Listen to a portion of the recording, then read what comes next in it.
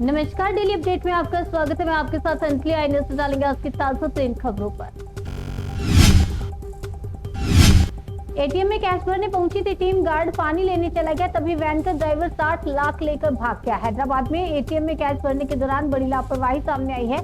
यहां cash refilling के लिए पहुंची सीएमएस वैन का ड्राइवर करीब 60 लाख रुपए लेकर फरार हो गया। जब स्टाफ एटीएम के अंदर कैश जमा कर रहा था और सिक्योरिटी गार्ड कुछ देर के लिए दूर गया, उसी दौरान ड्राइवर वैन लेकर भाग निकला। पुलिस ने आरोपी की तलाश शुरू कर दी है।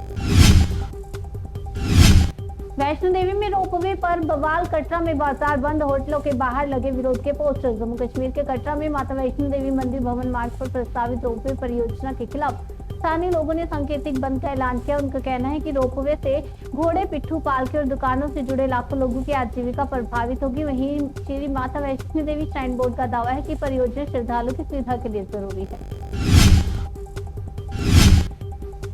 युद्ध का एक नया मोर्चा खुला, 2 अफ्रीकी देशों के बॉर्डर पर तनातनी सैनिक तैनात। इथोपिया और इरिट्रिया 1998 में पहले भी युद्ध लड़ चुका है। अब इथोपिया नए सिरे से इरिट्रिया को सबक सिखाने की तैयारी कर रहा है। इसके लिए उसने पश्चिमी बॉर्डर पर अपने सैनिक की लामबंदी तेज कर दी है। इधर इरिट्रिया समर्थित त्रिग्ने विद्रोही भी इस बॉर्डर पर जुट गए हैं।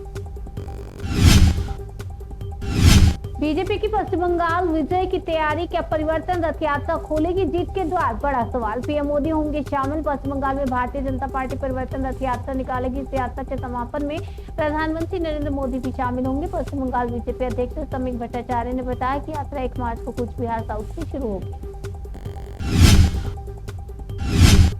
चीनी रोबोट ही नहीं, गलगोटिया यूनिवर्सिटी ने कोरिया के जॉन सॉकर को भी अपना बताया। India AI impact summit expo में कमर्शियली अवेलेबल चीनी रोबोट को अपना बताकर गलत तरीके से दिखाने के बाद गलगोटिया यूनिवर्सिटी ने कोरियन सॉकर ड्रोन को अपना बताया है। सोशल मीडिया पर इस धोखे पर बड़े पैमाने पर यूनिवर्सिटी की ट्रोलिंग हो रही है।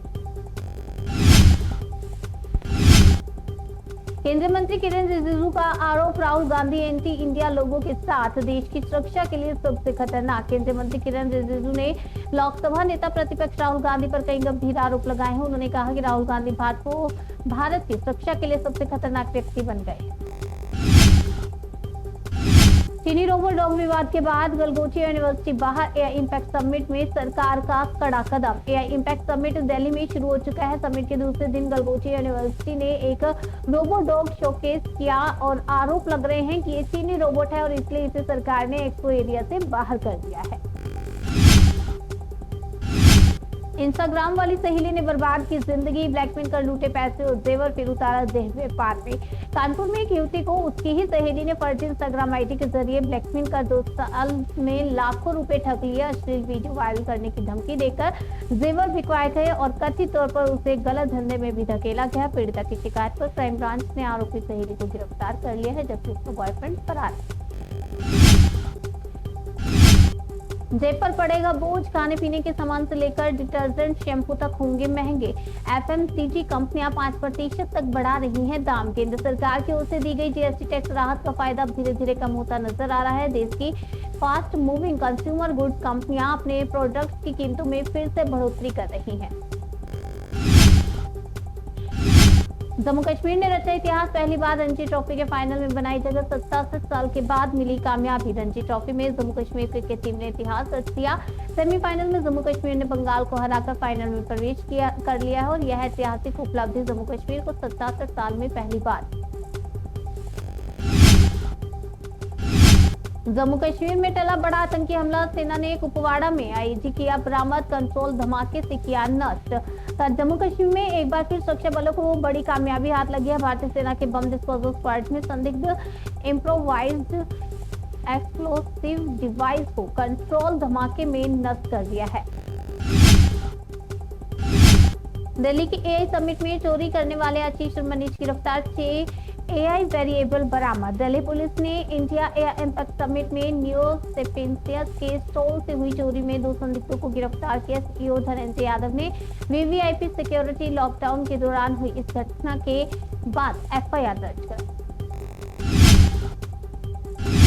महाराष्ट्र, बंगाल, बिहार और हरियाणा समेत 10 राज्यों के लिए राज्यसभा चुनाव का ऐलान। अप्रैल में खाली हो रही 37 राज्यसभा सीटों के लिए 16 मार्च को मतदान होगा। चुनाव को लेकर सभी राज्य में राजनीतिक गतिविधियां तेज हो गई हैं और दल उम्मीदवारों के चयन में जुटे हैं।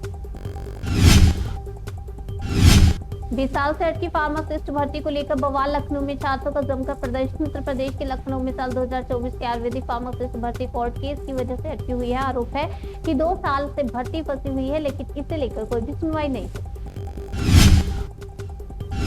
एमपी में सिस्टम शर्मसार। कलेक्टर दफ्तर में रेंगते हुए जा पहुंचा फरियादी। मंजर देख कुर्सी छोड़ उठ खड़े हुए अफसर। कलेक्टर दफ्तर में हंगामे और उमेश्वर की पीड़ा को देख जन सुनवाई में मौजूद जिला पंचायत सीईओ दिव्यांशु चौधरी अपनी कुर्सी से उठे। उन्होंने खुद जाकर पीड़ित को सहारा दिया, उसे उठाकर कुर्सी पर बैठा और पानी पिलाकर विस्तार से उसकी समस्या को।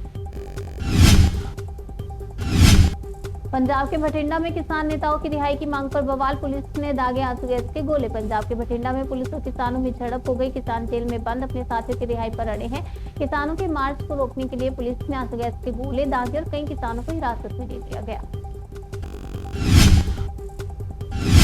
बांके बिहारी को जंजीर में जकड़ा। गोस्वामी समाज का हंगामा। बोले कंस के रास्ते पर हाई पावर कमेटी। वृंदावन के ठाकुर बांके बिहारी मंदिर में गर्भगृह से जगमोहन में विराजमान करने के आदेश को लेकर हंगामा हो गया। गोस्वामी समाज के विरोध और भक्तों की नाराजगी के बाद गर्भगृह का ताला खोला गया।